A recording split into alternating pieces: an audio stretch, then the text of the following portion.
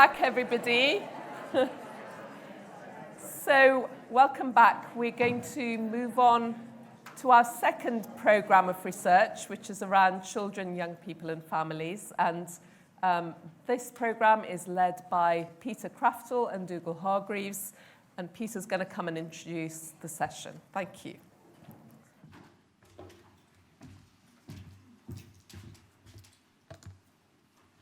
Hi everyone, as Bennett said, I'm Peter Craftle from the University of Birmingham and Fresh, and I'm one of the two co-leads for the Children, Young People and Families programme with Dougal Hargreaves from Imperial. I'm just going to say a few brief words about the programme before handing over to two of our projects to talk more about some of their emerging findings. So, before I talk about the programme itself, we thought we'd provide you just a couple of dates for your diary. We have, as many of you will know, a rolling quarterly programme of online seminars. Some of those are organised along the lines of our programme themes, which I'll outline in a moment. Others are opportunities to talk about emerging methodological issues, emerging findings, and we'd like to use some of them in the next couple of years to talk about how some of the outputs and impacts from the individual projects might cohere around wider kind of findings. And if you haven't yet signed up for our mailing list or are interested in joining those, please catch myself, Dougal or Kaya, who's at the front here, or you can equally email Kaya for more details. We also have, for the programme, an annual in-person meeting. The last one took place in Sheffield in November, and the next one will be in Birmingham this November, November 2025. I should note, not November 2024, so there will be more details again about that in due course.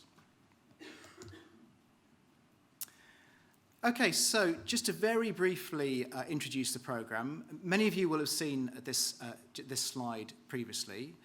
Our programme focuses on creating co-produced research, evidence-based research for better health outcomes for children, young people and their families that can particularly be used in policy and practice settings with a kind of a lens of equity included within that. We have three strands within the programme. The first focuses on inclusive and sustainable environments, including but not limited to public spaces. The second on kind of early years and maternal health, a healthy start to life. And the third on a range of education settings, including but not limited to schools.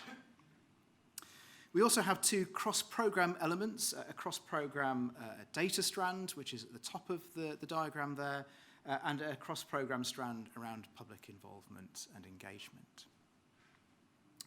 And I've put that there also because we'll have a couple of talks in a moment from projects representing two of those strands.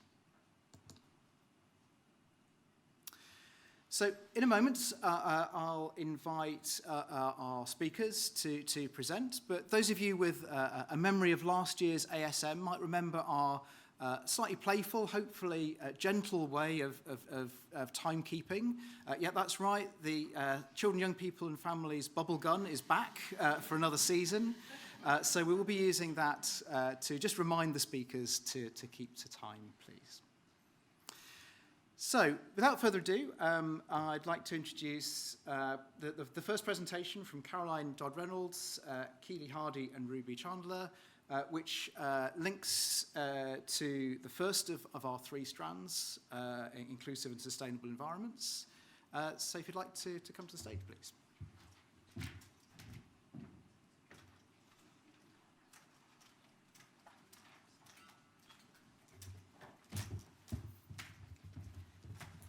Okay, thank you very much. I'll start my timer now. I'm not sure what the bubblegum entails, but I'm hoping we don't get to that point. So yeah, delighted to be invited to present today. So I'm the PI for this project, which ran across Durham, Fuse, so Newcastle as well, Birmingham and Sheffield. And I've got two of our practice partner collaborators with us as well, Ruby and Keely, who will tell you more about their role as we move forward. But unfortunately, our researchers couldn't be here today, so you're stuck with me.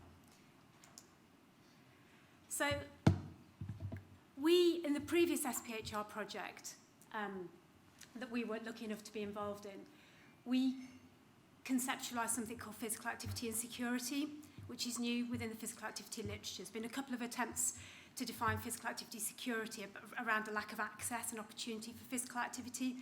But this came from conversations with young people who told us that they were genuinely fearful and feeling fairly oppressed, actually, in relation to physical activity. And that was really difficult for me, as a researcher who's been working in physical activity for a very long time, to hear. And so we've said that this is about how people feel in that physical activity environment. It's not just the structural problems that physical activity environments might in isolation present. It's about the internalised feelings that can evoke. We've said that this could be potentially experienced by any young person at risk of marginalisation. But we found we were lucky to work with a couple of LGBTQ plus youth groups as part of a wider series of groups who we worked with. And we found this was particularly nuanced around gender and sexuality for non-cis and non-binary young people, and with that intersectional lens. And we work with communities who are living in fairly deprived areas as well. So, with the project that we have just finished, and I'm frantically trying to write up as a series of outputs, we took a big leap and said, okay, if we have these problems with feeling secure and safe and included in physical activity, how can we make that better? And sort of thinking, we've been doing this for a very long time as researchers. You know, physical activity prevalence data hasn't really shifted that much over the last decade or so, other than in terms of widening and then slightly reducing inequality. So maybe we need to think about this in a different way. And it's a big ask to go into a community that are feeling like that and ask them to try and help us solve this problem. But I think we realised, or certainly I realised quite quickly, this wasn't something that we could do using conventional research methods. So we went into youth groups in the northeast, so LGBTQIA plus youth groups in the northeast and in the north in Barnsley. And our initial thinking was, how do we create these safe spaces initially to share experiences? So we've got to have that safe environment in order to do that in the first place. Our young people, and one of the researchers with lived experience said, you can't use that title, Caroline, it's completely, it's not culturally fitting. So we became the Joyful and Safe Physical Activity, or JASPA project, and you might have a zine on your seat that's linked to that, which we'll speak to shortly. In terms of the kind of methodological framework for this, it might look like a little bit of a hodgepodge on the slide, but I can assure you that that wasn't the case. We tried to draw on principles underpinning less traditional concepts, particularly co-production. So I wouldn't class this project as full co-production, and I'll speak to some of the methods that we engaged with on the next slide. But we worked directly with the young people and the youth workers and other stakeholders from the very beginning. And for us, you know, that PI&E, it's not a linear process, and I've said this before. It's embedded throughout, and there are different typologies to co-production depending on what you read, and we drew on Brett Smith's typology, which is equitable and experiential research. I'm happy to talk to anybody about that, and I know there'll be others in the room who've used similar. This idea of unmethods, I was kind of hesitant to put that on the slide, but it's about, you know, as researchers, we tend to hang on to the banister of our prescribed methods, even perhaps with qualitative research, in terms of prescribing what we're doing. We wanted to be able to fall into conversations, and conversations with visual material as well as dialogue with the young people. So I guess allowing ourselves to do that was a bit of a brave step, certainly for me, in terms of saying, we can't do that because I haven't written it in the methods section of the paper, but that's what co-production is about. In terms of our analysis, so I'll speak to creative methods in a second, but we've ended up with all this amazing data, both visual and dialogical, reflexive notes as well. And I think doing justice to that analysis is something that's kept me awake at night, amongst other things. And we drew on dialogical narrative analysis, ultimately. We used a framework called systematic visuotextual analysis. Brown has written about this quite a bit. And it's about how you can use your creative materials as data on an equal footing with transcripts and other types of data as well, and how you can sort of hop between the two of those things. But it's a framework rather than a kind of theoretical analysis tool. And the narrative fitted really well for me. We wanted to look around the data, underneath the data, behind the data, what's happening with the young person sitting in the corner not taking part, what were our interpretations as researchers. So in terms of what we actually did, our researchers spent an awfully long time what we've termed ethically hanging out at the youth groups. So we spoke to this earlier this morning, I think taking time to build trust, and it does take a really long time. You're entering somebody else's environment, their safe space, and I guess trying to orient ourselves to that cultural environment within these LGBTQ plus youth groups. So that was the first phase of the project, and even getting the young people to a point of understanding what we meant by physical activity took an awfully long time. And we'd done a video, we'd gone in and spoken about it, and we drew on Joe Piggin's definition of physical activity, which is the non-medicalised definition, which I really love, and it's about physical activity being culturally, socially and politically situated. So what's happening in those spaces, how we're feeling, what we're drawing on, rather than this traditional idea of exercise as medicine and such like. But trying to put that into terminology that the young people understood was really challenging, and that comes through in one of our findings. We did a series of workshops then, creative mapping, so the young people drew maps of their physical activity journeys. I'm going to speak about this in a sentence. It took months. Then we collaged those maps and tried to sort of create some themes across those, took those back to the young people and asked them, how can we make these more joyful, safe and inclusive?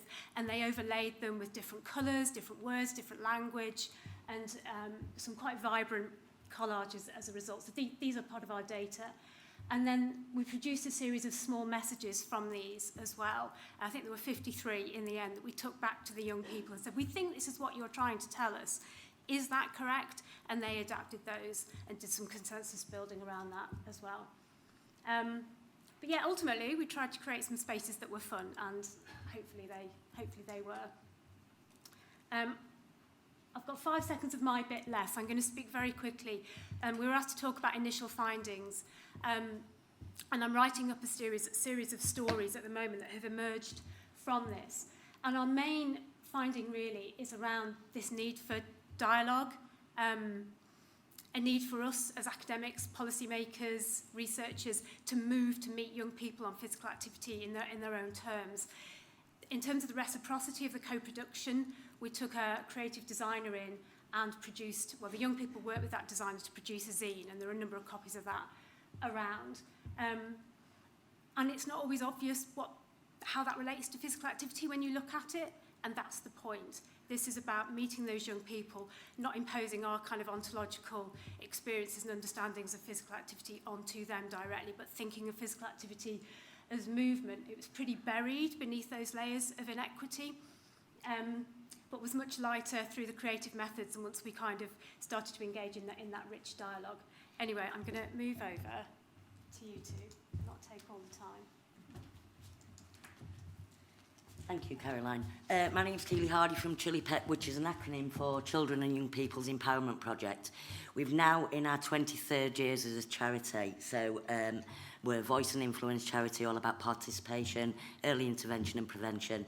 We've recently branched out over the last 3 years into Barnsley to work in mental health to support young people who are going through various stages of mental health issues. So I'm going to hand over to Ruby. We need to be quick. Yes. Who we're going to introduce you to some of our wonderful young people via video. Yes, so Pride at Home is our youth group for LGBTQ plus young people, gives them a space to connect to each other, build those networks, and also get involved in research projects like this. We found the combination between us as youth workers and the researchers to be really important and impactful for young people. I had a cool experience on this project because it went up to 25. I was able to take part as a young person, as well as being a youth worker for CYPF, which was like a nice blend for the young people to have someone who kind of had both experience.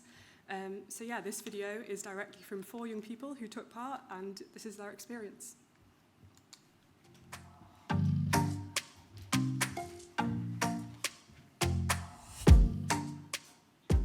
I found it very interesting. I wasn't very passionate in, I guess, both exercise involving both public services and just public health in general, but I found it very interesting just because everyone was both allowed to say it, but we're also encouraged to look at other people's opinions on it and see if we could add on to what they might think. Back and forth. Like, with a lot of things that I've done in the past, it would be we get given a question or a task and then we do it and then go back to them. But because they were with us the whole time, we got a say in everything we did, and I really liked all of that. I very much enjoyed it because it was very much like steered by us. It wasn't like just some adults who'd never met us before coming and going, oh yeah, you're doing this now. It was, well, here's the project, how do you want to go about it? And then they planned it around that. And we had a lot of interactive sessions, like we had a sticky wall and we had loads of massive conversations and stuck things up where we thought they belonged. And then we discussed stuff on a more personal level, but we all felt safe enough to do so. So it's a testament to them, but also the project in general. It was calm, but it wasn't. It was chaotic. But we led it. It was nice that we led it.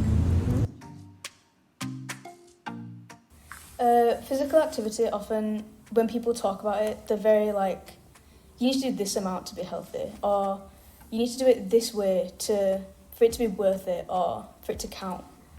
And like, it kind of showed that it wasn't. Like, we called it movement instead of like exercise kind of thing.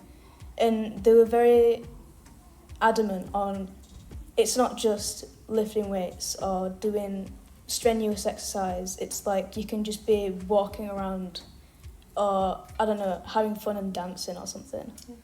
And because I have like problems with like joints and whatever, because I can't walk for more than 10 minutes. So being told, yeah, you don't have to be doing really strenuous exercise that you cannot do, it made me feel seen, I guess. Yeah. A major takeaway I had is that while I felt alone in not being able to properly access public services regarding physical health, I realised that I wasn't the only one who felt like that, because almost everyone who participated in the project felt the same way. And it just provided comfort knowing that. I think it was seeing the other group from the Northeast as well, how many common issues we lined up on. Like, I very much thought beforehand, not necessarily that there wasn't issues in other areas, but I assumed it would be different issues, when in fact, looking at the zine and the work that's gone on afterwards, it's across the board the same issues everywhere. That anything can be counted as exercise. I go on Twandas to the shop a lot. So I exercise. No one can say I can't. The current political climate makes you kind of feel that affects what we can actively do with certain things.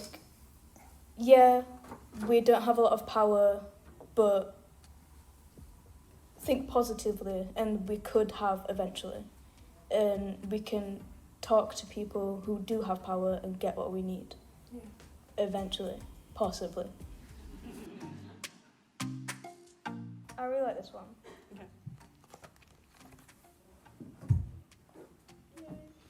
Mainly for the vegetables with social constructs. My favourite page is this double page spread, which has a clear message which specifies we need spaces where we can let our guard down, because everyone needs a space where they can actually feel safe, and that includes publicly.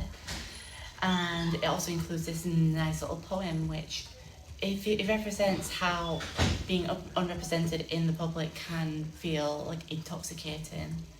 This one here, which is the straight isn't the default, which it isn't, because there's a lot of people nowadays, not to stereotype, but older people, saying that, oh, there's so many gay people around, there's so many trans people around. It's because they feel safe enough to say that they are. We're everywhere. We always have been and we always will be. Gary says, I'm tired. Because fatigue's not fun. Especially when you work full time. And sadly, I do that. Trans women are women and trans men are men. And no legislation will change that.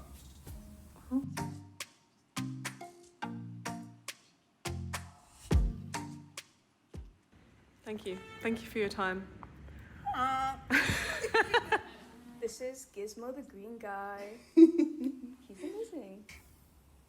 This is what I'm going to miss. I won't get in situations like this at uni. You will. You'll find it. Oh, yeah. Oh, I will. You'll find it. Trans rights.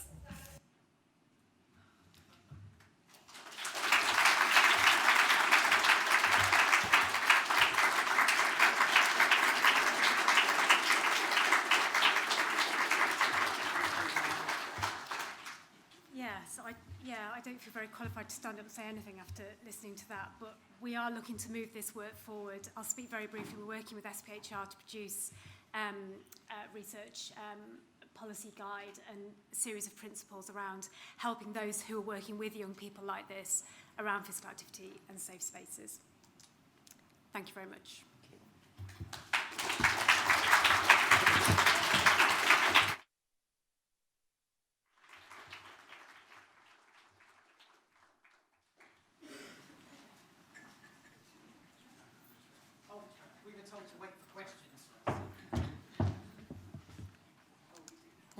So,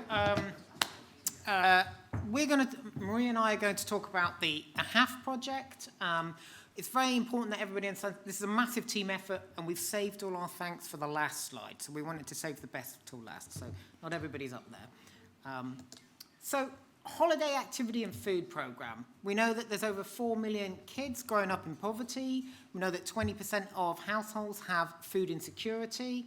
And the Holiday Activity and Food Programme was introduced in 2021 to offer free activities for children from low-income households during school holidays. And it's designed to provide a place where kids can be active, where they can have a nutritious meal, and where they can have all sorts of social interactions. So it's kind of a universal good thing. So what we were trying to do in this project was really kind of understand how we can make the programme as good as possible by understanding models of good practice. So not necessarily best practice, because we know that every context is different and that the way that the programme may be delivered, it varies. So we have kind of 3 work packages. Our first one was kind of talking to political leads, HAF providers and HAF parents to understand the processes in HAF provision and how they may differ across England. We also wanted to kind of understand the benefits of the HAF programme and how we kind of might be able to optimise those and improve them. Then in the second work package, which is going to be spoken about much more tomorrow, we used creative arts-based methods to kind of understand how we can engage children and young people that aren't engaging in HAF programmes more directly. And Florence is going to talk about that tomorrow. And then our third bit is what Marie's going to talk about in a few minutes, which is a co-production workshop with a whole series of policy makers, practice makers, to really put together some guidance on how we can kind of put forward these models of good practice. So, I'll quickly introduce work package 1, and then Marie's going to give a brief overview of work package 2 and work package 3. So our first work package is qualitative work with interviews and focus groups involving local authority political leads, HAF providers, parents, and children and young people to really understand how this programme is delivered, what's working, what could be improved, and how can we change it. And you can see on the slide all of the different people that were engaged in the various different elements of work package 1. A key feature of our project is we have been in regular dialogue with the Department for Education and sharing findings as they emerge so that we can try and think about how we can translate the work from this project into policy and practice. And Marie and I met with DFE last week, and they're very interested in the emerging findings, and they're quite keen to disseminate it when it all comes out. So there's a real kind of pathway to impact there.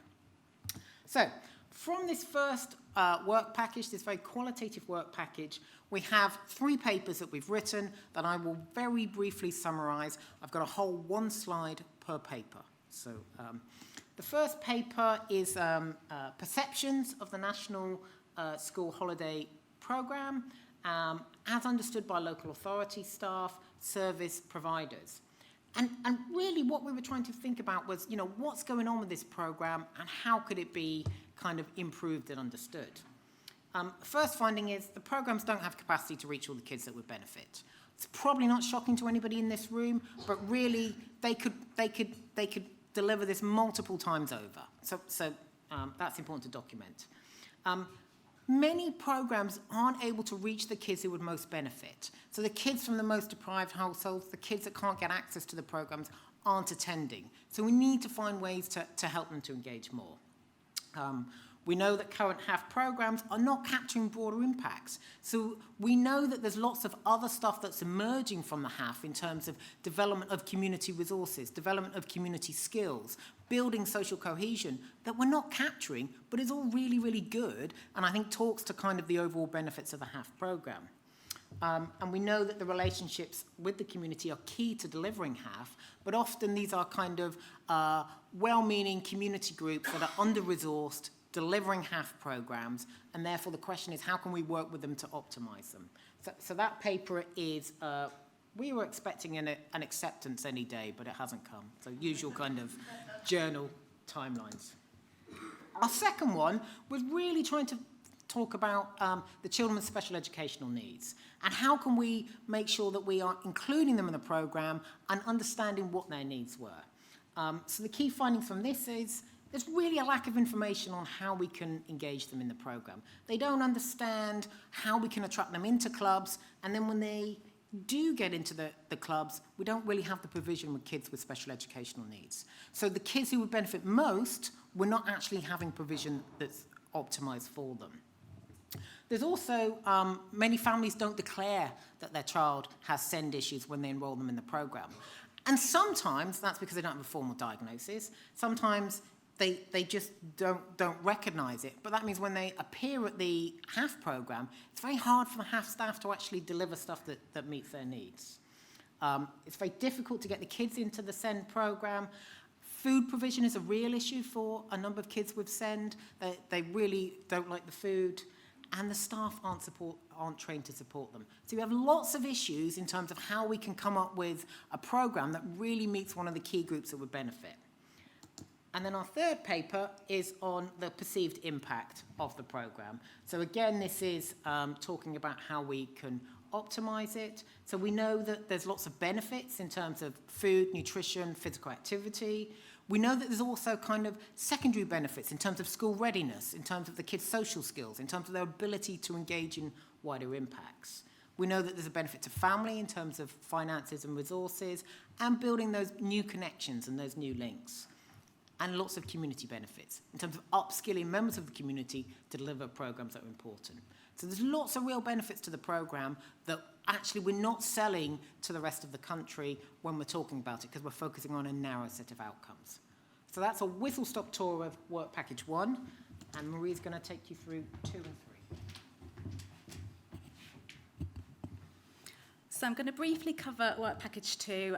As Russ mentioned, Florence Darling is going to be presenting about that tomorrow in her keynote speech, so I want to leave some things for her to talk about. But the aim of work package 2 was to use creative facilitation and creative methods to better understand why eligible children and families are not using the HAF programme and what these children and families are doing instead during the school holidays. What do they value during the holidays?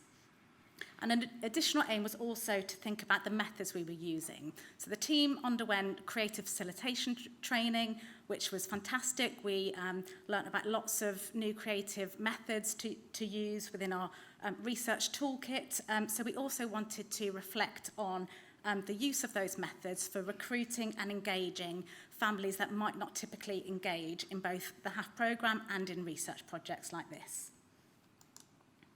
So we worked really closely with community organisations and with schools to to access families that might that are eligible for the programme but don't attend. And those organisations facilitated recruitment of the families and also provided a setting in which to host a series of workshops. And those were settings that families were really comfortable and familiar with, so they provided a really great space to do these workshops. And that was across 3 geographical regions, the North East, the South West and the Midlands. And we were able to speak to 22 families in 7 different groups or workshops, which included 37 children and 22 adults. So we've produced 2 academic outputs from that work, and Florence will go into a lot more detail tomorrow, but the first paper is looking at how families on a low income experience the school holidays and why they don't attend the HAF programme. And a second paper, which is a reflection on the use by the research team on the use of creative facilitation for the first time and the learnings that we can take from that in terms of public health research. But also importantly, the findings from Work Package 2 and Work Package 1 informed the design of our final work package as well. So moving on to Work Package 3, our aim was to co-develop some practice guidance outlining potential recommendations for future delivery, implementation and evaluation of the HAF programme. So we hosted a series of workshops and a survey, and the aim of these workshops was to reflect with the attendees on the findings from Work Package 1 and Work Package 2, and to generate some possible solutions to the issues and challenges that were arising, some of which Russ has talked about. We also wanted to collect feedback from those group members on those solutions and how they might work in practice in really varied local contexts. So we recruited a really wide range of local authorities, which might differ in terms of their population, in terms of their geographical location, to see how these would work in practice in those really varied places. And the group also inputted into the design of the practice guidance as well. And we used a really focused, rapid analysis process, and our final output was the practice guidance with examples. So this is who we aimed to speak to and who we actually got to speak to. So we recruited 2 national HAF programme leads. We spoke to 20 local leads that commissioned the service. Again, that was across really varied local authorities. We spoke to 7 providers of HAF clubs and 2 parents who were programme users. I just wanted to showcase some of the methods that we used. So the creative facilitation training that we went through in Work Package 2, we tried to bring that into Work Package 3 as well. So we used this method, consensus method, which I saw also featured in the previous presentation. And we use that in our face-to-face and our online sessions. So if you want to hear more about that, then please do come and talk to me. So the final guidance that we produced, these are just the key features of that guidance. So we had some underpinning principles of good practice. We tried to feature as many reported practices as possible with some examples that were happening in the local authorities that were involved. We also included context-specific practices, so things that seem to work well in particular types of areas or with particular types of populations. And we also have some national level recommendations. And that's just a little bit of what it looks like. So the guidance is structured around the programme cycle that you can see here. So the red arrow around the outside and that centre, that blue circle in the centre, are the 2 underpinning principles of good practice. So we have system strengthening. So this is strengthening the wider system to enhance the sustainability of the programme. And that includes embedding the programme within the wider system, continuous reflection and improvement about the programme, and developing the knowledge and skills of the staff, of the providers, and of the families that use the service. And we also have strong relationships and effective partnership working as an underpinning principle as well. So that includes partnership approach, building trust and relationships with communities, organisations and families, community co-production and embedding inclusivity. And then we also have some guidance which is centred around the 4 programme components that you can see in the jigsaw. So firstly, the networks and infrastructure in which the HAF programme sits. And this includes guidance on funding, the guidelines that underpin the programme, the organisational aspects and coordination, how we can better maximise reach of the programme through mapping and tailoring provision, and through effective promotion and engagement. How we can improve delivery and implementation of the core components by delivering high quality food and activities. And finally, guidance on evaluation and impact. So how we monitor the programme, get feedback, quality assurance, evaluating impact and sharing learning.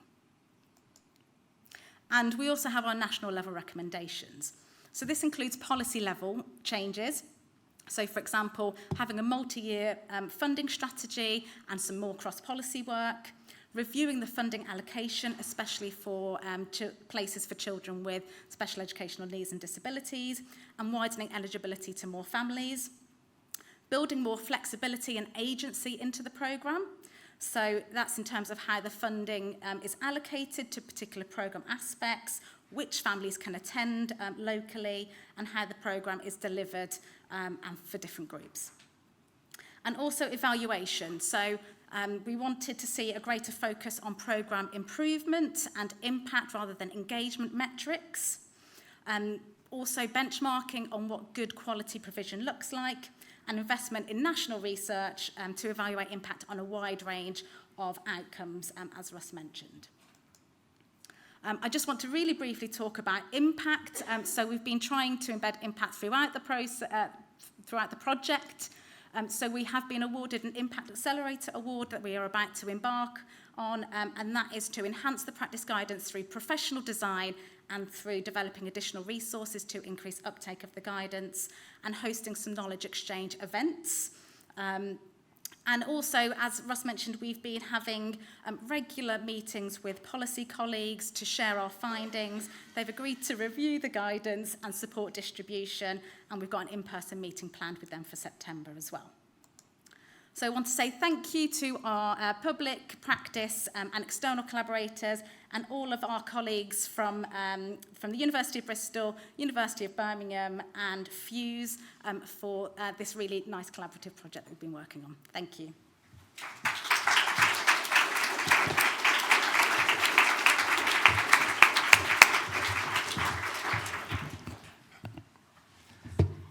Thank you so much. I'm Dougal Hargreaves from Imperial, the co-lead of the Children, Young People, Families theme.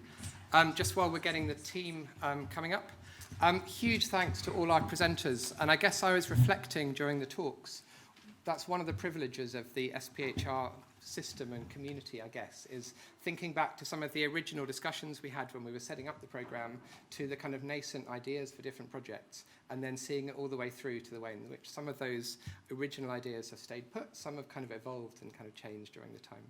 So in the spirit of collaboration, Paimani and I will be co-hosting all the questions. Paimani will be taking the Slido ones, and I'll be taking ones from the room.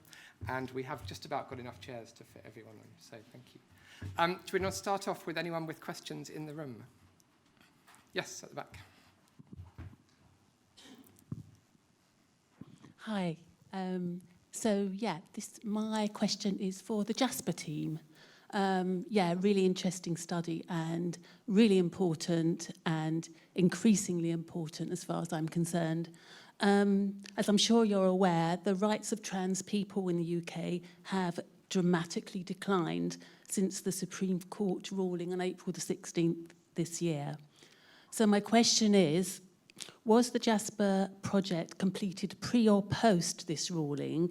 And will you be considering moving forward the fact that trans men and women feel afraid to be outdoors at all in a physical space? For example, using public toilets, hospital wards, etc., and general healthcare. The impact on trans people is absolutely huge. And I just wondered what your thoughts are on that moving forward. Yeah, And I'm glad you've asked the question because it was going to come up.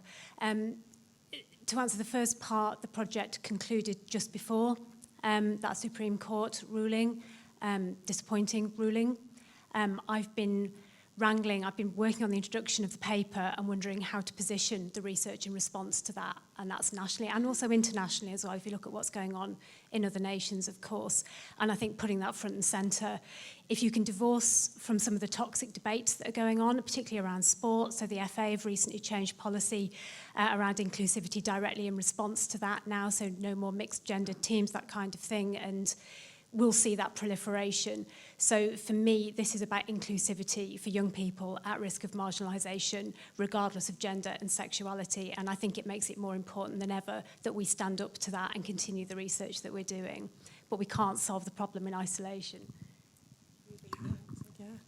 Yeah, thank you for raising that. I was just going to say, as Chili Pep, we, reinforced to all young people who we're working with that it changes nothing for our support, and that a lot of organisations also have stood up and said, this is not legal, this is something that has been ruled, doesn't mean you have to follow it, and yeah, talking through it with young people so they understand the implications of it, which are still coming out, as we know, there's more and more coming out of what it's going to mean.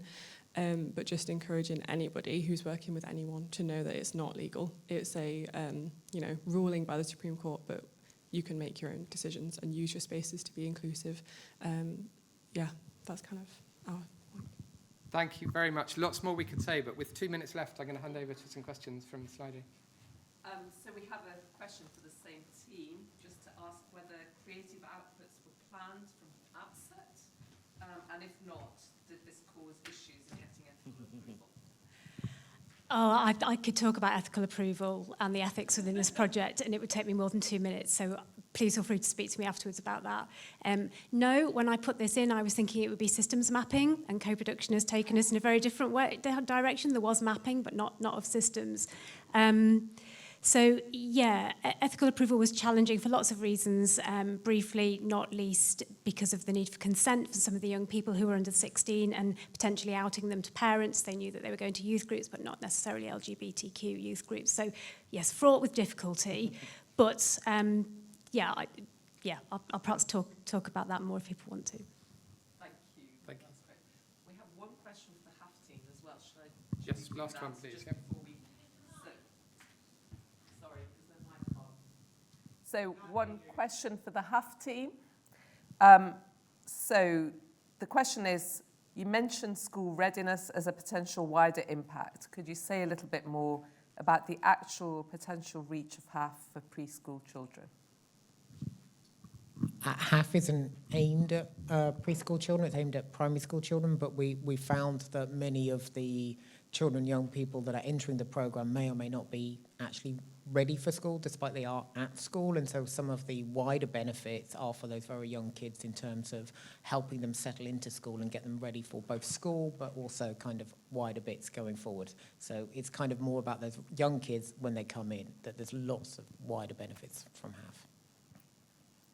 Fantastic, thank you. We're 4 seconds from our bubbles, so we will draw it to a close there, but please do ask our presenters afterwards if you've got follow-up questions. Thank you very much. We didn't get to all the questions, so do approach them. Thank you.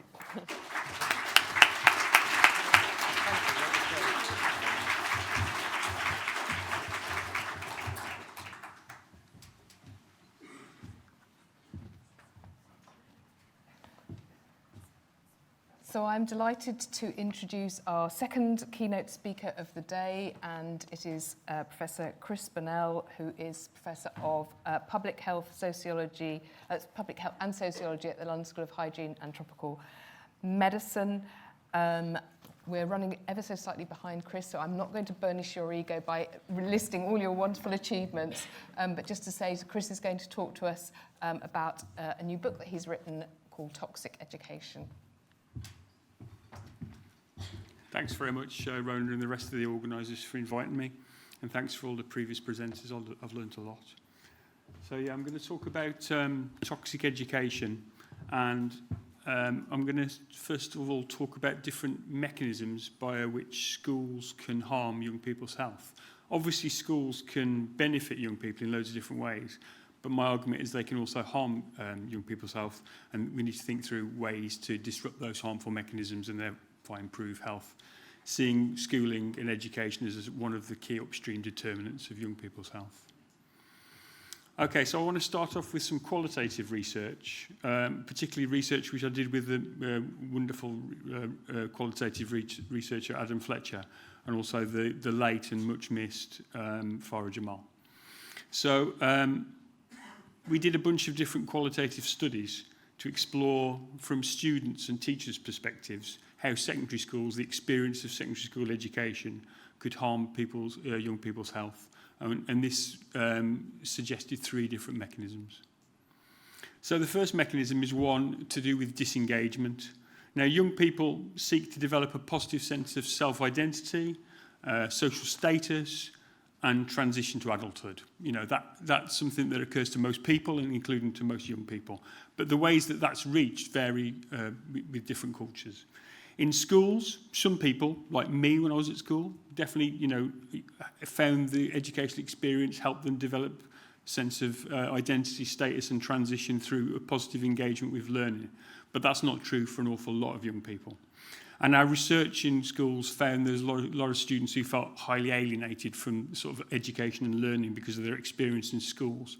And one interesting thing that we found was it was often young people whose life circumstances and experience of minoritisation or disadvantage had forced them really to take on more adult active roles in their life. So they then found it very difficult to take on a sort of more passive childlike role of a learner in schools, which sort of impeded their ability to benefit from the educational experience and, you know, develop good relationships with their school and with teachers.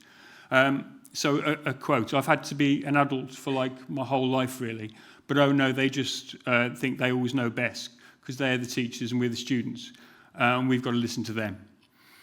And amongst these students, there could be a sort of seeking of a means of developing a sense of identity, status and transition through other alternative markers when the more mainstream pro-school markers weren't so accessible to them. So one way of doing that was by engaging in what you might call street styles, which often involved risk behaviours like violence, substance use, or, you know, early sex, things like that. So those things weren't done because of like deficits in people's cognitions or knowledge or anything like that. They were done actively and rationally as a way under constrained circumstances to develop a positive sense of self. So here's a quote. I'm not very good at reading it in youth style, so I won't even try. We all meet up at like 8 o'clock near school, smoke a zoot, then go down to the shop for the munchies. Then we go to school absolutely bollocksed.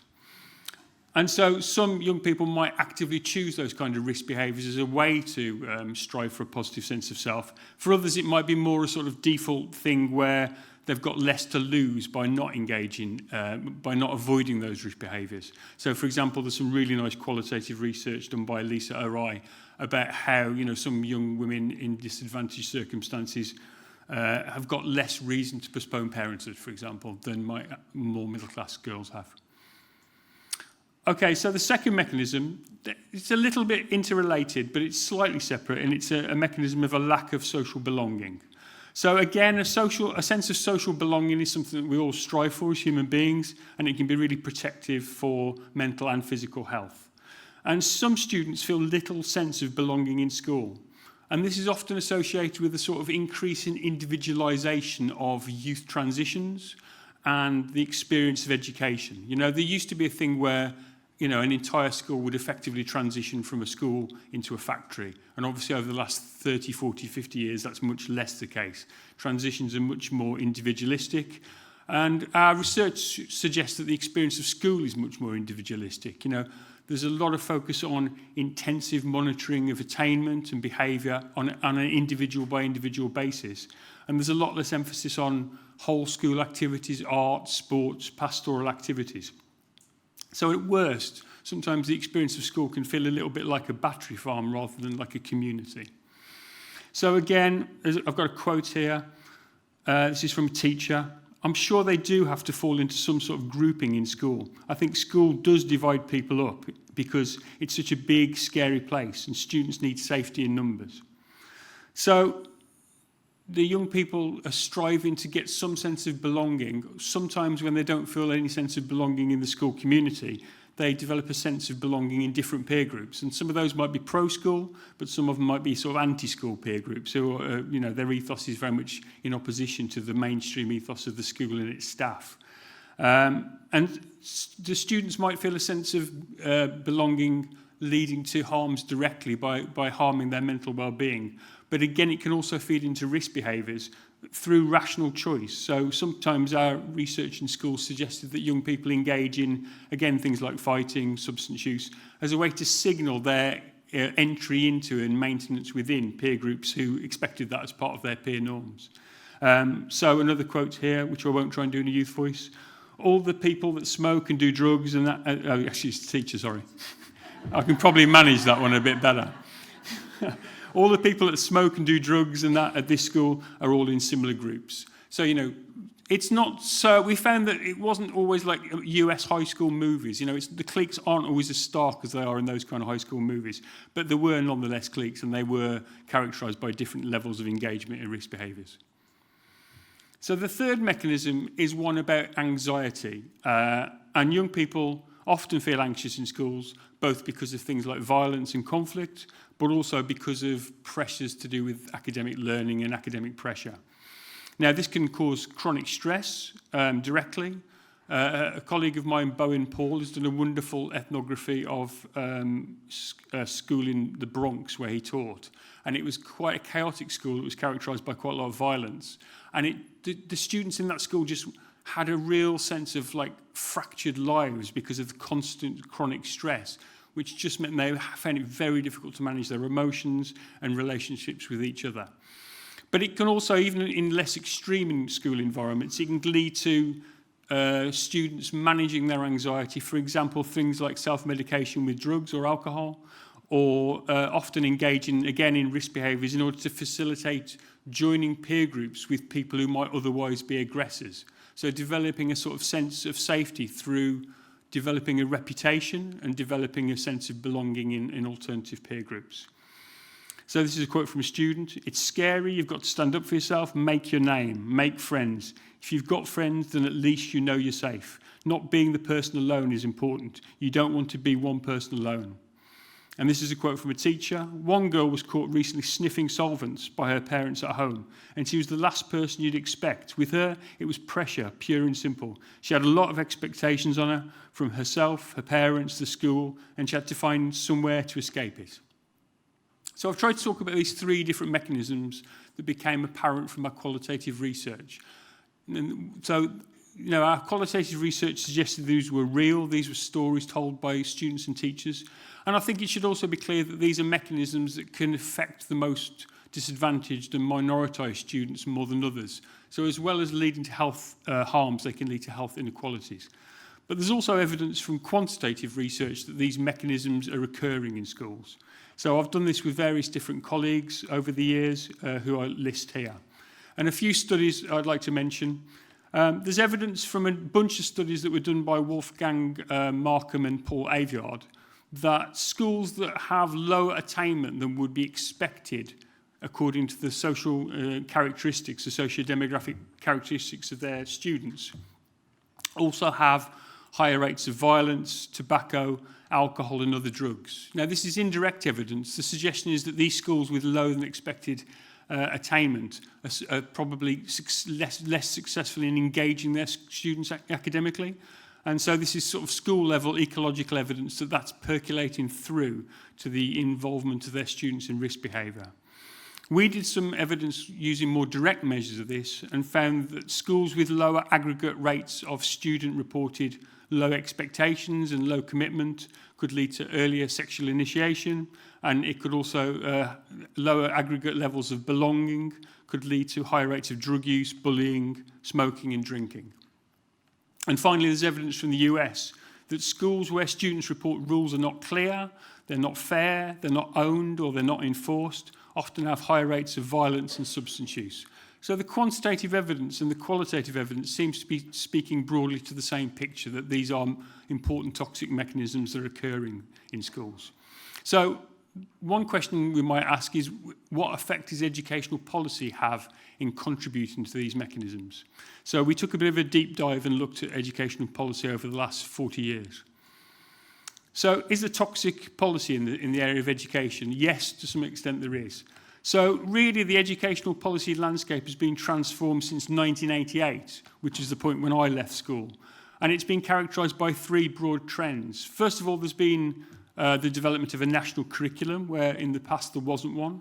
This has happened since 1988. Under New Labour, in the New Labour years, there was a broadening of the national curriculum to include GCSE equivalent vocational diplomas. And then there was a narrowing from 2010 onwards, where Michael Gove narrowed the curriculum. And there was the advent of what's called the EBAC. Now, the EBAC's not an educational qualification. It's actually a metric.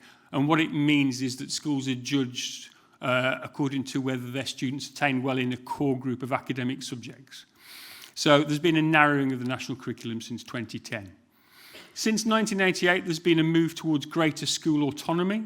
So from 1988, heads were given powers of hiring and firing and had more autonomy of decision-making, particularly in grant-maintained schools. Then from the New Labour years, there's the advent of academies, which were completely independent of local government and answerable directly to the Secretary of State. And they exploded since 2010, when schools judged inadequate by Ofsted are forced to become academies. The third big trend has been one about school accountability. So again, since 1992, there's been the advent of the Ofsted National Schools Inspectorate and equivalents in the devolved countries, and league tables, which measure various things that schools do, chiefly in terms of attainment.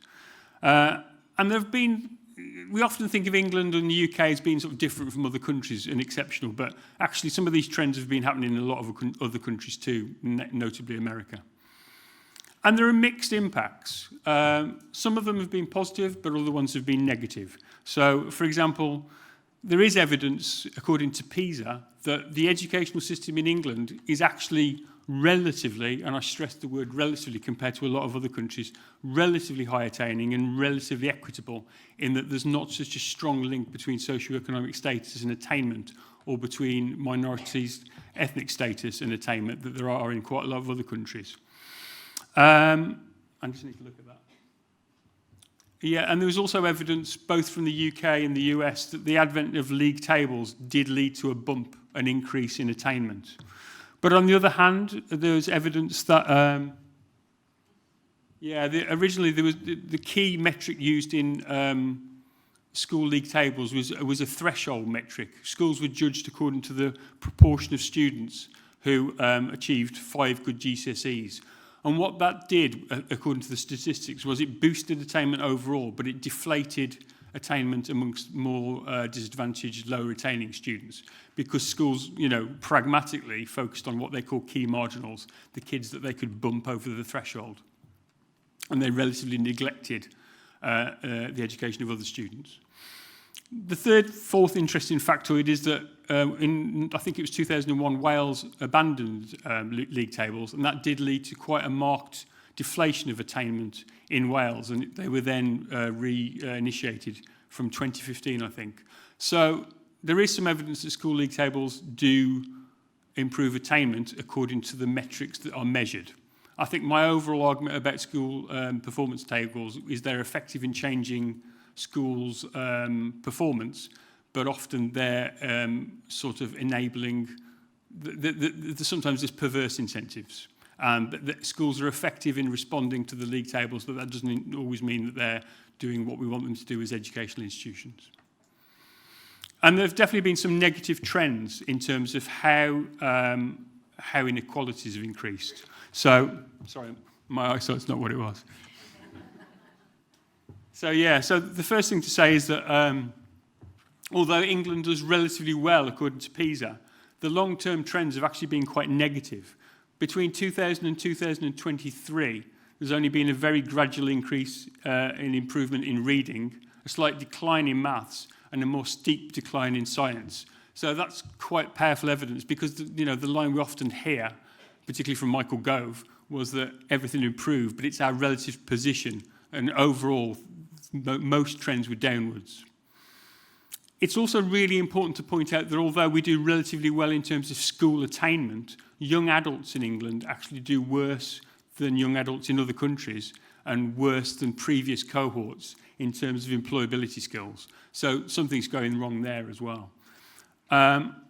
There's been a marked increase in socioeconomic and ethnic inequalities in educational attainment in the last decade. And there's also been a marked fall in spending since 2010. And since 2013, there's been a marked decrease in the progressivity of funding. This is despite the pupil premium being brought in by the coalition government in 2010. It's because the pupil premium rate of payment was frozen. That's additional money for schools where they have students entitled to free school meals, by the way. Because fewer families now qualify for free school meals and because the pupil premium level has been frozen, it's led to an increase in funding inequality between schools. And there's been an increased turn over the last 2 decades towards whole class didactic instruction, a bit like the lecture I'm giving you now. There's been a turn away from more progressive, more group-based and more active ways of learning. And that's primarily a reaction to the increased contents of the curriculum, which again was accelerated by Michael Gove. It's very contents heavy. My poor son is doing a GCSE as we speak, and he just has to learn so many facts, which doesn't leave much room for learning skills, which might be why we're not doing very well in terms of employability skills. And another obvious trend in schools in the last 2 decades has been an increasing use of zero-tolerance approaches to discipline, often particularly in inner-city academies, despite lots of evidence it's less effective than other approaches. Okay, so what effects have these had on the toxic mechanisms? Well, a narrowing of the curriculum and a narrowing of teaching methods and a sharp decline in vocational education and the arts, particularly by academies, but also by all secondary schools, is very likely to have fed into the first toxic mechanism of increased disengagement. There's only one way to be a successful student now, so many students aren't going to feel successful.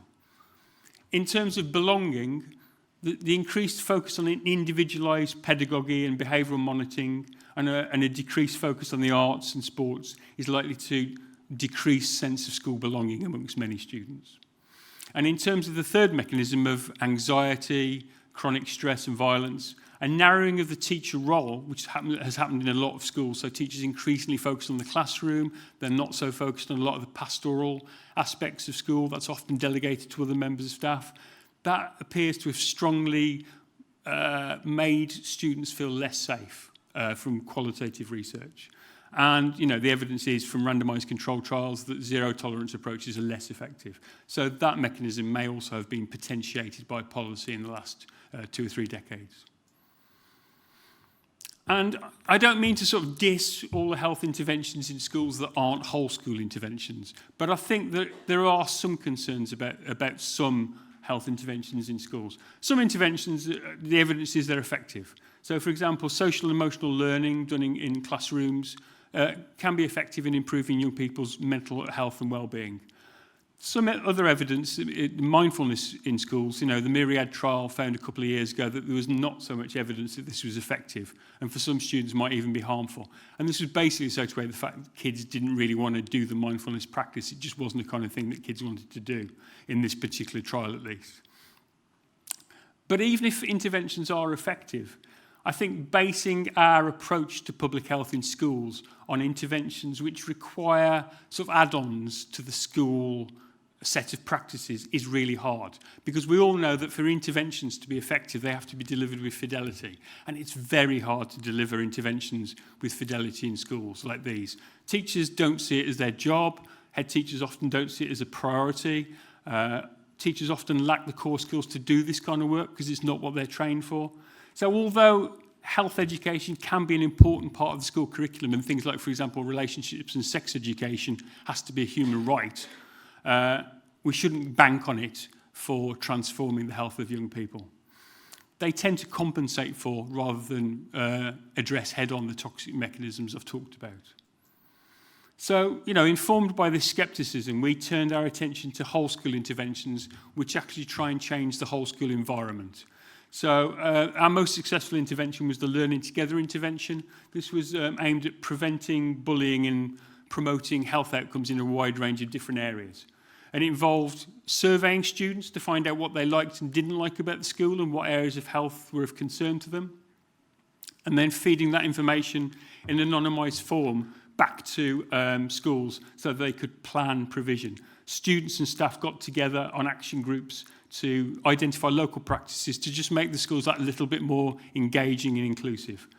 And the hope was the intervention would work by building belonging and reducing conflicts. And the evidence was very positive. We had impacts on bullying, but also drinking, smoking, drug use, psychological difficulties, police contact, truancy, mental well-being, attainment and quality of life. They weren't massive effects, they were 10 to 15% kind of effects. In schools with low need and high capacity, the intervention appeared to work by building belonging. In more challenged schools, it appeared to work primarily by addressing conflict. And I won't go through all these in turn, but there's also evidence from lots of other studies across the globe that these sorts of whole school interventions have worked elsewhere. So ours wasn't a weird blip, it kind of is a fairly coherent set of evidence. But these interventions, although schools can use these sort of interventions to make things that little bit better, they're not going to transform the picture unless they're supported by policy. So I've got a few suggestions for a way that policies might help contribute to disrupting these toxic mechanisms without completely revolutionising the educational policy landscape, which just isn't going to happen. There's a fairly cross-party consensus about how those tenets of the post-1988 landscape are going to remain in place. So one thing, there should be much more emphasis on arts and sports to get students doing new things together.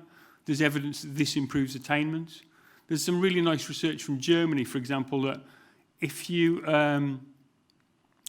school has a swimming pool and if the school has a football pitch, boys are much more likely to do physical activity and girls are much more likely to do physical activity. And probably what that is if students are introduced to activities that are not part of their normal kind of range of experiences at school, then there's more chance that they'll adopt those. So it's about giving kids a range of different experiences rather than just expecting them to do one thing.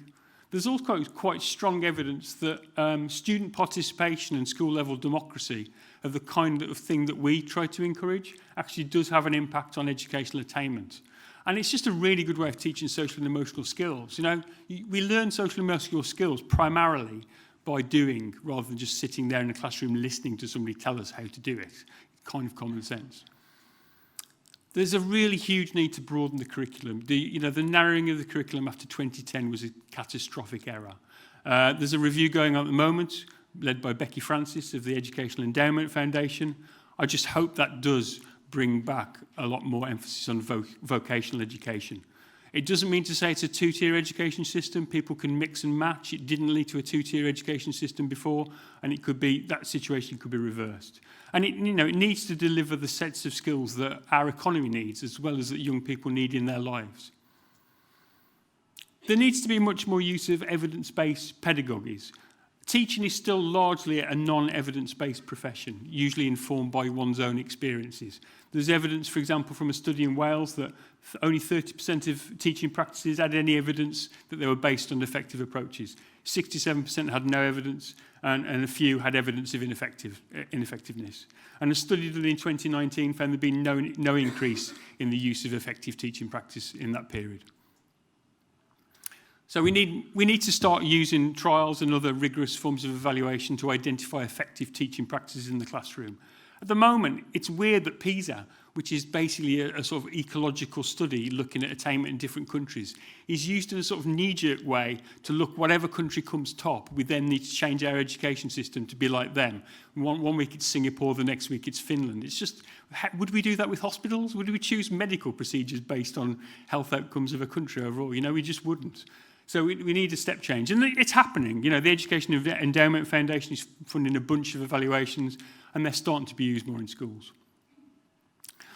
But the real take-home message from a lot of the research done is that learning is more effective when it's collective, active, and skills-focused rather than didactic whole class instruction.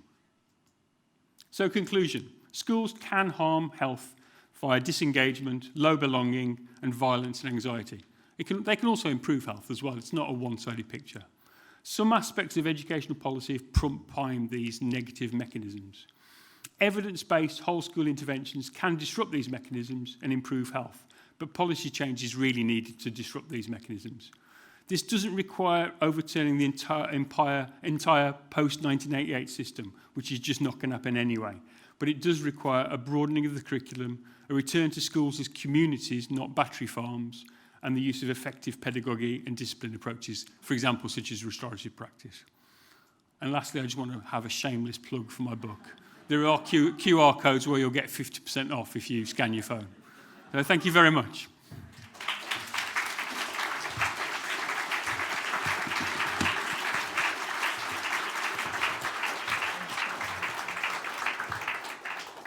Thanks very much, Chris. So we've got time just for a few questions. Have we got any from the floor? Nothing on one on Slido. Okay, we'll take the one on Slido while someone's running around with a mic. Okay, Chris. So, what are the skills you think we need to be teaching young people with a changing job market and potential lack of employment? Yeah. Well, we need to teach kids the skills to live, but also the skills to work. And the National Foundation for Educational Research identifies 6 key employment skills: communication, collaboration, problem solving, organising, planning and prioritising work, creative thinking, and information literacy, which are pretty good in terms of life skills as well as employment skills. And that's where our young adults at the moment aren't fully prepared by schools. The education system is so focused on attainment that we're neglecting those kinds of skills. Great. Dougal, and we've got, Dougal, and then we'll go at the back, yeah? Is it, yeah. And thank you, Chris, that was a fantastic presentation. I was just wondering whether in any of the work that you've done so far or you're planning, whether anything's come up about neurodivergent children in schools, because I'm thinking about those 3 kind of elements of toxic schools and recognising that so many of the 20% of kids that are not attending school and a lot of the kids who've left school are, overrepresented in terms of SEND kids and neurodivergent kids. They're all experiencing high anxiety, lack of belonging, all of those kind of things. Has that come up at all in your research? We haven't focused on that group as a specific target for a particular intervention. Our focus has always been on universal interventions that benefit everyone. And I think the key thing is that group of students and other groups of minoritised students will be particularly subject to those mechanisms. I think, SEND is a key priority now of DFE. That the entire SEND provision landscape is fractured and needs sorting out. But I'm not an expert, so I shouldn't say any more than that. Mine, it's a similar question, so I think you've answered part of it. I mean, I think what's so refreshing about your talk, I think, was the kind of the length of the perspective that over the last 30 years or so. I think a lot of the debate we have, people have their own pet theory. So you didn't mention COVID once, which was fantastic. But I think a lot of people... I bore myself. But I think a lot of people put a lot of the current challenges in schools down to COVID changes, and there were probably changes certainly affecting some people. A lot of people talk about increases in child poverty and the way that's affected schooling and engagement with schools, and then neurodiversity, special educational needs, disability, mental health. All of these things clearly have an impact with individual children. But it sounded from the way you presented it that some of the fundamental principles haven't really changed that much in the last 30 years. Is that a fair summary? Or? Yeah, all the things you said are incredibly important. And COVID demonstrated both how important schools are, but also what amazing challenges schools have at the moment with increased needs and reduced resources and reduced bandwidth. Latif's got a question here. Thank you, Chris. This is very thought-provoking. I'm just thinking about your focus has been on primary, secondary schools. Secondary, yeah. But secondary school, but I'm thinking about post-secondary now and thinking about parent involvement, the transitioning into adulthood, and some of the government trying to deflect from some of their primary responsibilities and making toxic announcements. What came to mind now is when Rishi Sunak was talking about rip-off courses in universities. And now, as a parent, I don't want my child to do things around arts, just go into, STEM so that I can get a job, rather than you living as a child. I have other expectations because now the government is not even funding courses that are not economically viable according to the government. So are you thinking about extending some of these things beyond secondary school into thinking about how the higher education landscape is even working and whether it's working at all. A bit. Like, that's not really my area, but I'm obviously interested in it. We're doing some trials in FE colleges now, because that's another important and pretty neglected sector where there's a lot of potential for doing good. I'm particularly interested at the moment in brief interventions to build student belonging, because the sort of interventions we've done, complex interventions, are getting harder and harder to do in schools. So there's quite good evidence from the US that some quite brief interventions have bizarrely quite transformative effects, even though they're quite sort of low-dose interventions. And some of those trials have been done in colleges, higher education, as well as in schools. Just basically saying to students, you may experience challenges. That doesn't mean say you should give up. That doesn't mean say you should feel disengaged. And that's probably, given now 50% of kids, including quite a lot of disadvantaged kids, are going to college, there's important work to be done in that sector as well. But I'm probably not the person to do it. Too old. Okay, I can see there's one. I'm going to make this one final question. If you can keep it really brief, Liddy, that would be appreciated. Yeah, thanks. Now, as someone who doesn't do research in schools, but makes an assumption that in terms of experts by experience, it's the pupils themselves the real experts, do you use kind of peer researchers in schools to understand this link between the policy and the school culture and these outcomes? We don't use peer researchers, although most of the researchers who actually do the fieldwork are themselves, relatively young. I wouldn't do the fieldwork myself. But we try and involve the young people as active agents in the schools as part of the intervention. Student involvement is absolutely central to our interventions, both to make sure the schools make sensible decisions for the students, but also so the students feel seen and heard. And that itself has a positive impact on belonging. That's the main way. We also engage with students in terms of co-production of the interventions themselves, but we don't really use peer researchers. Maybe we should. Okay, I'm going to have to call it there, but thank you so much, Chris, for your excellent talk.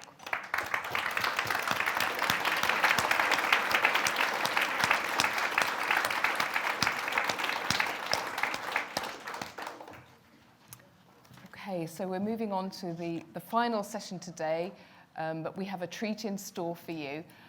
As part of our capacity building work in the school, we try to ensure that our trainees all have the opportunity to learn different ways of presenting the work that they do. And this year we have introduced yet another way of trying to do that, which is digital storytelling. And at this point I want to give a really warm shout out and thank you to Andy Sill, who is our training manager, who came up with this idea, having seen it being used elsewhere, and arranged training for everyone, who has now produced what you will, I think, see are some wonderful films. I don't know where you are, Andy, in the room, but warm thanks to you for all the work that you do. And this is our digital stories.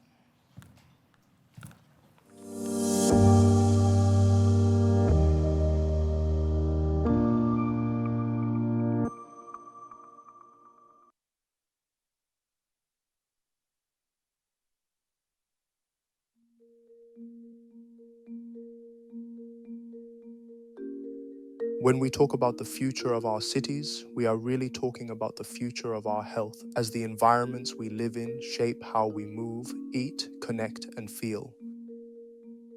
This matters because achieving good health isn't just a medical issue. It's about how we design, govern, and structure the systems we live in. As a public health researcher, I study how cities can support or harm our health. Well-designed urban spaces with green areas, clean air that encourage physical activity can help prevent chronic diseases and promote mental well-being. If we want healthy populations, we must build healthy cities. But health does not exist in isolation. The systems that shape our cities, transport, energy, housing, impact our planet. Designing cities for human health must also mean designing for planetary health. To meet climate goals, our urban future must support ecosystems, not just people. Ultimately, even good ideas can go wrong if equity is ignored. Which groups might benefit from change? Which groups might get left behind? If we do not ask these questions, we risk deepening inequalities. Listening cities, therefore, center equity by tuning into local voices, lived experience, and various forms of data. So what are listening cities? They are cities designed through approaches such as systems thinking and other methods that amplify public voice. In a world facing climate crises and widening inequalities, this is fundamental to a healthy future for all.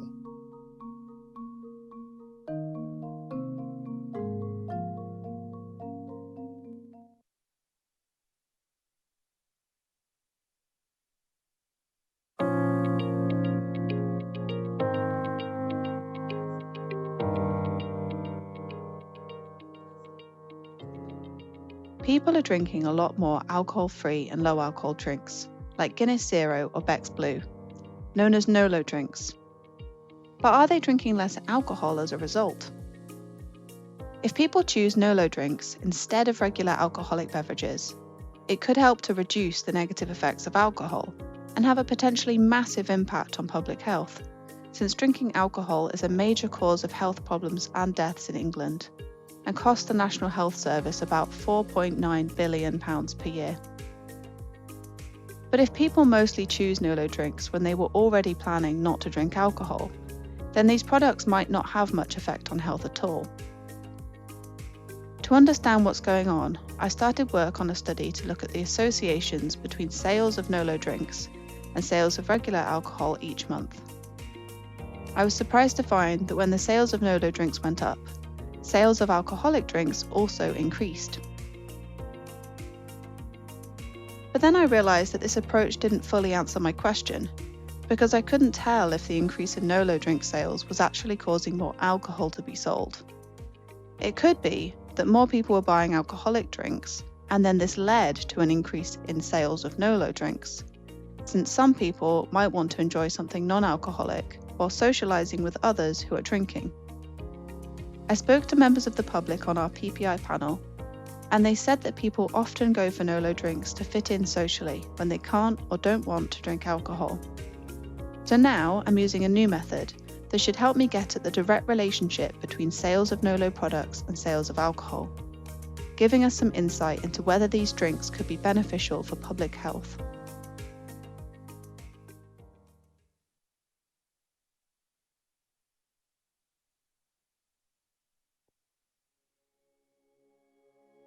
Pregnancy is a time of excitement and eager anticipation for most expectant mothers, but not so for Maria, a Nigerian-British woman who is expecting her second child. First-hand experiences and those of her loved ones means she's concerned and worried. In the UK, coming from an ethnic minority background or living in a poor area are reasons why mothers have poor outcomes in pregnancy. My earlier work on what can help to change the narrative include having the same midwife throughout pregnancy and beyond. However, due to budget constraints and staffing pressures, this is no longer a national priority. Children are also affected by worse outcomes. When I studied infants who died within the first year of life, I found that for Black infants, regardless of whether their mothers lived in a poor or affluent area, their rates remained nearly twice as high compared to everybody else. This is a signal for us to look beyond a single focus of where people live or ethnic background alone. So why is this work important to me? Maria represents countless number of high-income earners who grew up in this country, so language barrier or lack of resources is not an issue.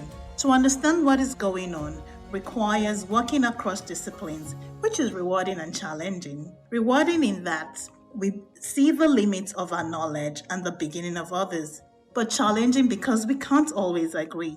Some researchers emphasize the poor outcomes are due to structural racism, while others have said they hate the word race.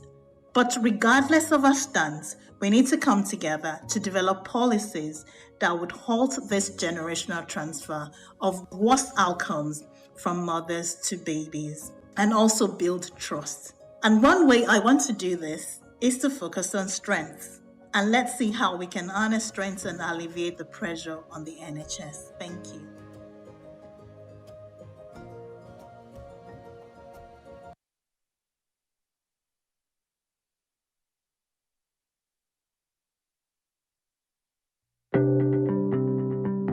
As a group, young people's mental well-being seems to be deteriorating. There are all sorts of ideas why. We've grown up with social media, had our education disrupted by a global pandemic, and we face big geopolitical, climate and technological challenges. But there's less stigma too in talking about things like mental health. My name is Tilly Bennett. I'm a second-year undergrad at Manchester Uni and I'm 21. My mum is Dr. Jax Bennett. She's a population health researcher at Bristol Uni and a School for Public Health Leverage Fellow. Universities like mine are great settings for public health prevention work. 1 in 2 of us will pass through UK higher education before we're 30. My mum's research field suggests that not only is student mental health deteriorating, but growing numbers of us now need wellbeing support while we study, with more students declaring mental health conditions and disabilities than even 10 years ago. That leaves universities in a tricky position. How do they support us all? My mum is trying to understand whether student mental wellbeing is actually getting worse, who is at most risk, and what we can do about it. She says good data is key. My stats tutor would agree. She is now working with 7 years of data at one university where 90% of all registering students have had their wellbeing screened each year. That's not just a one-off student survey where not many people fill it in. It means for the first time my mum's team can look at what factors might really be linked to changes in our wellbeing. The wider project is called the Student Wellbeing Study, and the plan is to bring more UK universities together to track student wellbeing, like they do our grades and outcomes.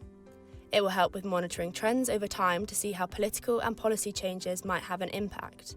It also offers a solid basis for measuring which public health and wellbeing interventions really work in higher education settings, all of which will help to successfully launch us into an ever-changing world.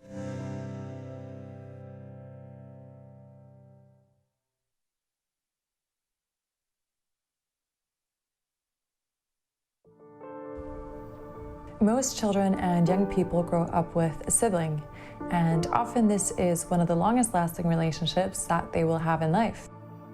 But as they get older, some siblings may face mental health challenges. Being a young person with a sibling who has a mental health condition can be really tough. My name is Irena Tetkovic. I'm a PhD student at the University of Cambridge Department of Psychiatry. My PhD focuses on how best to support children and young people who grew up with a sibling with a mental health condition. During my PhD, I asked some of these young people to share with me what their experience has been like, and these are some of the things that they have said. The hardest part of dealing with her mental illnesses was the outbursts. I would say it was definitely suffocating because you want to talk about it, but you just feel so much shame about it. Some siblings felt like they had to support their family with a situation.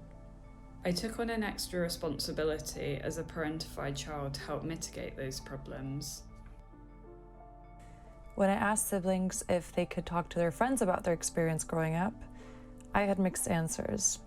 While some siblings did, others often told me that they didn't want to or they couldn't. I don't think either of us wanted to go through the burden of that emotional labour, to describe that experience when you're talking to a person that has never been there before.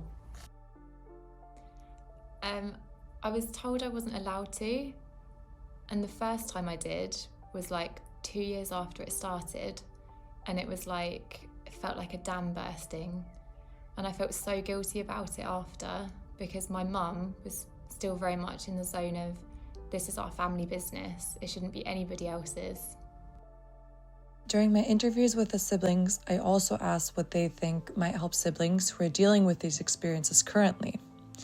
Some siblings felt like speaking to others going through the same situation would be helpful. Especially for kids, just to understand that this is normal. A lot of the reason that I didn't talk to people is because I thought my family was just bad and no one else's family was like this. And now that I'm an adult, I'm like, wow, everyone's family has tons of issues. And so I think that would have really helped. I think it can contribute a lot to know that you're not the only person going through it.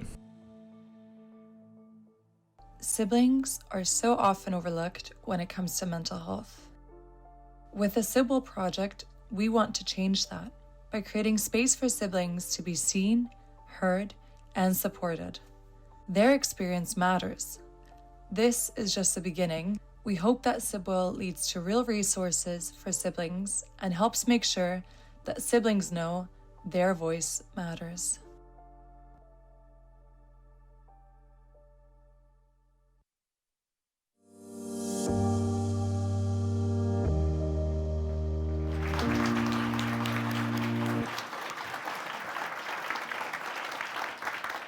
So would Daniel, Abby, Jax and Irena like to come up to the platform? So I hope you'll agree that we've got some potential filmmakers yes, in the making here. Fantastic work, guys. Because I have to stress that that's the first time any of you have made a film before, and I think you've done really brilliantly. So, questions for our fantastic filmmakers from the floor, or have you got nothing on Slido? Yeah, yes, thank you. Kaya, sorry. My question's for Irena. So your siblings, were they also young people, or are these sort of adults now reflecting on their experiences of supporting their siblings? Yeah, so the voices that we heard, so those are young people who are reflecting on their experience, just because right when I started my PhD, I had the opportunity to speak to a PhD student who had done kind of a similar type of PhD, where she was looking at how to support young people whose sibling have a neurodevelopmental condition. And when I was asking her for advice, kind of along the lines of what would you do differently with your PhD, she told me that in her experience, when young people go through difficult situations, sometimes for them it's quite difficult to actually identify that there is anything wrong or that there is anything that they're dealing with. And so she suggested that it might be helpful to actually speak to young people kind of age 18 plus to reflect back on what it was like, just because they can then compare, for example, what their experience has been compared to maybe their friends who haven't been through the similar thing. Great, thank you. The questions, yeah.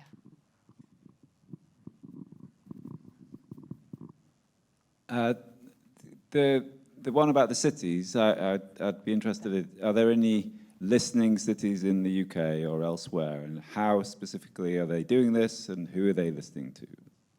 Yeah, so I think the term listening cities has been something that's been coined in more so in the US, but in terms of what it means, sort of involving the public in how you design cities, that's something that many places in the UK does. It varies in terms of what that looks like. And I think maybe going to the keynote this morning, that spoke to some of the methodologies that people use, and sort of going off the question that was asked by, I think it was Peter, in terms of the public being involved in how sort of councils are designing spaces. So yeah, I think in terms of the concept of listening cities, there's still lots of room for that to develop in the UK. But yeah, that's hopefully something I can contribute to in the future. So thank you.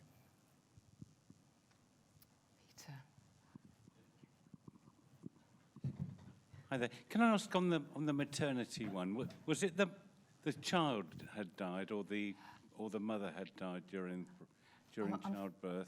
Unfortunately, Chehan, who made that film, isn't here today, Peter. So sorry, my apologies. I should have said that at the beginning.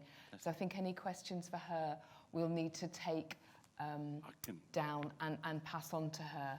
Thank you. I understand. Yeah. I'm going to use chair's privilege for once and ask Jax a question, and ask Jax whether for you there were resonances between what you're doing and what Chris was talking about, and whether you feel that some of the mechanisms that Chris described are also operating in higher education. Particularly the word belonging stood out in your toxic education talk. I didn't manage to get your QR code, by the way. Can I get that? Yeah, because ultimately what happens in early years, primary school, secondary school, will inevitably end up in HE, and those are the survivors that make it into HE and FE, right? So, yeah, that definitely that strand of belonging, and it was so interesting to look at the 30, 40 years of policy. I'm going to go away and make one of those diagrams for university in the UK. Yeah, and I'm just, I don't know if you have any thoughts about whether secondary school and what happens on campus is so different that there's not much overlap, that there's not much learning. I mean, they're the captive audience, right, for health interventions. And we have a third stab at kind of sending them out into the world happy, healthy, or as happy and healthy as possible. But they're very different places, campuses, and at universities, they're young adults. So I've asked a question back without really answering it. Okay, and I think we're going to have one final question from Ashley here.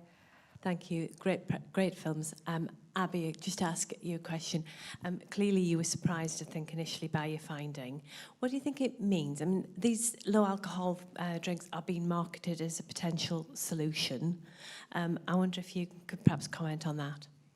Yeah, absolutely. I was surprised because we like to be optimistic and hopeful that maybe they're useful. But I think I don't want to overinterpret the finding, because I think it's very likely that the two product types have common drivers, that people would be wanting to drink these drinks in the same kinds of occasions, the same kinds of times of year, and it's not really getting at that causal relationship between the two of them.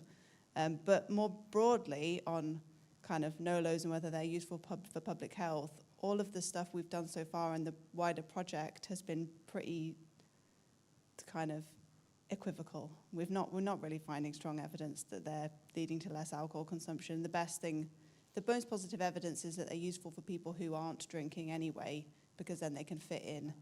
Like people who are pregnant use them, and that's helpful to them.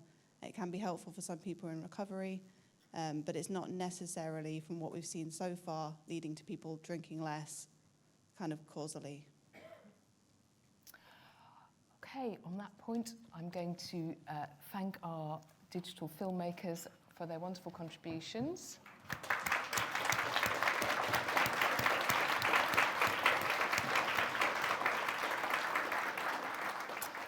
And also to just thank all of our speakers and presenters today, and for you as an audience for all your questions and comments. But this is the end of the first day, and it's nice that we ended on a question about drinks.